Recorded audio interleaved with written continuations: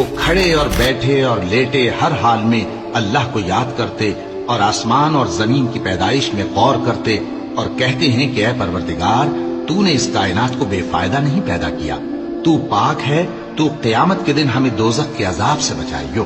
اے پروردگار جس کو تو نے دوزخ میں ڈالا اسے رسوا کیا اور ظالموں کا کوئی مددگار نہیں ہوگا۔ اے پروردگار ہم نے ایک پکارنے والے کو سنا کہ ایمان کے لیے پکار رہا تھا کہ اپنے پروردگار پر ایمان لاؤ، تو ہم ایمان لے آئے۔ سو اے پروردگار ہمارے گناہ معاف فرما اور ہماری برائیوں کو ہم سے دور کر دے اور ہم کو دنیا سے نیک بندوں کے ساتھ اٹھائیو۔ اے پروردگار تو نے جن جن چیزوں کے ہم سے اپنے پیغمبروں کے واسطے سے وعدے کیے ہیں وہ ہمیں عطا فرما اور قیامت کے دن ہمیں رسوا نہ کیجیو۔